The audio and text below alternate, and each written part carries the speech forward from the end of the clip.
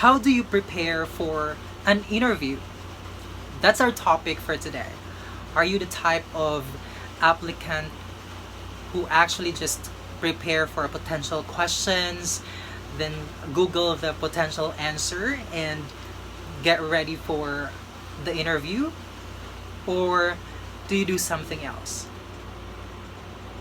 Now, if you are one of those people who just Google search the potential answer to the possible question in an interview, this video is for you. Here's my personal technique in preparation for an interview, which definitely would help you ace that interview you are looking forward to. So if you're interested, this is definitely worth your while, so stick around.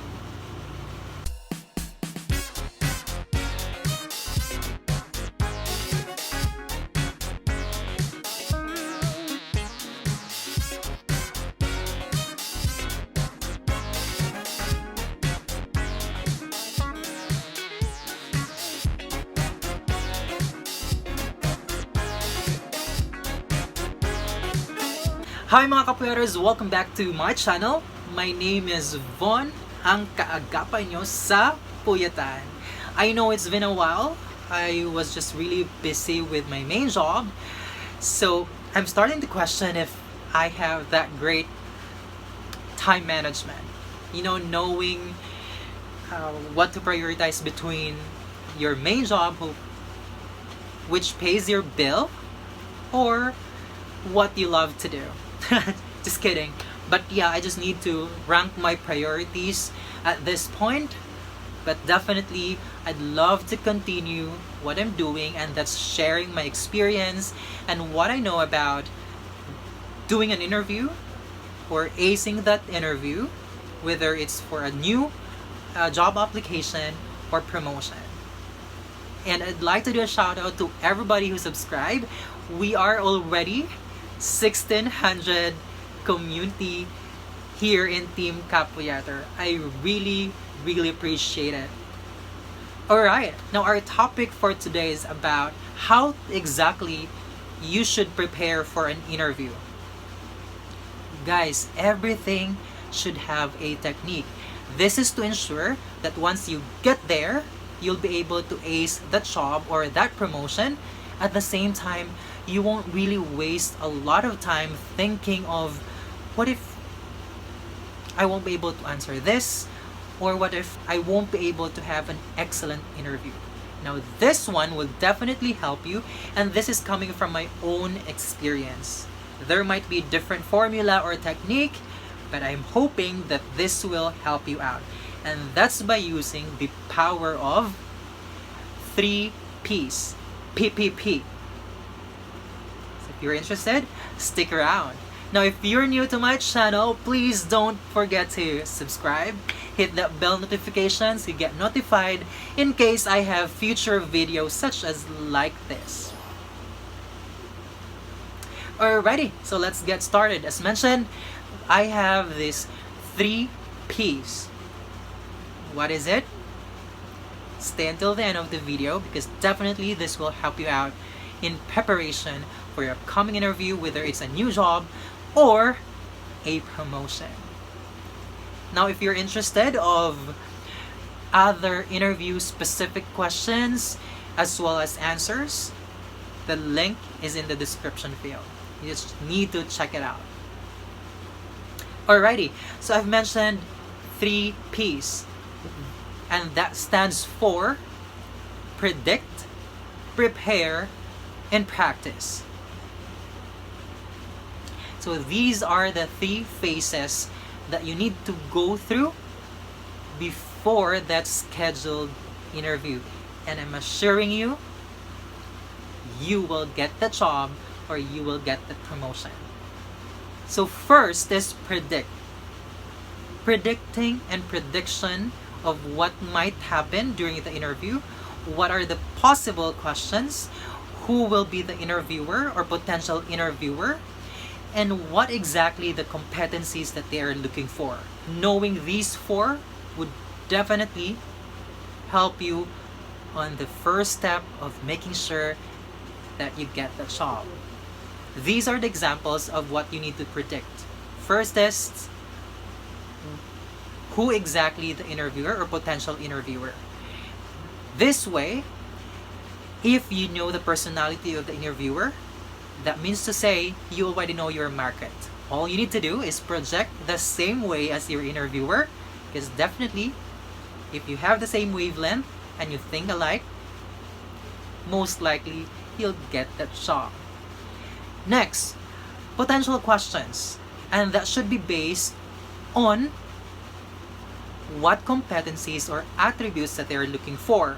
For example, if you're applying for a customer service representative, of course, they will be looking for a customer service oriented person. That means to say the easy one to prepare is your personality. Whether it's in the recruitment and walk-in interview, that bubbly personality will definitely help you ace that job. Or if it's a phone interview, especially this pandemic, the tone and projection of your voice is very important.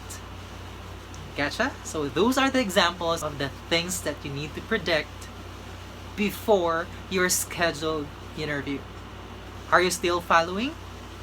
Great. After predicting of the possible things that might happen, interviewer, questions, situations, etc., your next step is prepare.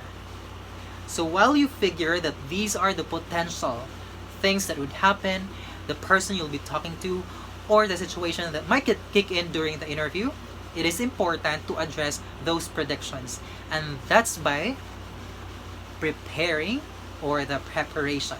So the second P is prepare or preparation. So what to prepare? Of course, the easiest example would be prepare potential answer or answers of the possible questions that you predicted. Easy, right? The next one is what you will look like during an interview, if it's a face-to-face interview or via online or virtual interview. Now, if it's a phone interview for pandemic situation, it is important that you know how to predict your voice, how you'll project your voice, answering those potential questions that you've predicted. Now you know. So that's the second P. The first one again is predict. The second one is prepare. And the third one is practice. No matter how you predicted everything, no matter how much preparation you took, if you won't practice, it's not going to happen. As they mentioned, practice makes you better. And practicing every day before the scheduled interview would definitely help you ace that job. Why? First is, I'll just use the preparation for the potential questions and answers during the interview based on the attributes or competencies that the employer or interviewer is looking for. Now, here's the thing.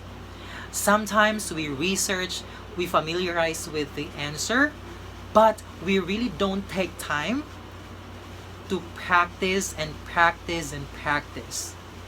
And the key to acing that interview is practicing all the time until your scripted response becomes natural.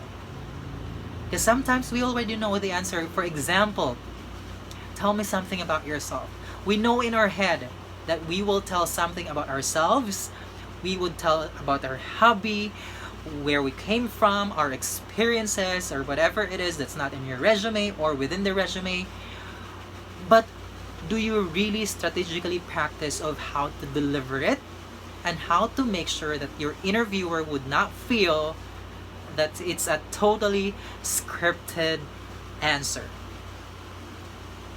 Because a lot of times when the interviewer feels that you just Googled it and you just invented your answers, uh-uh, you're not gonna go through to the next round.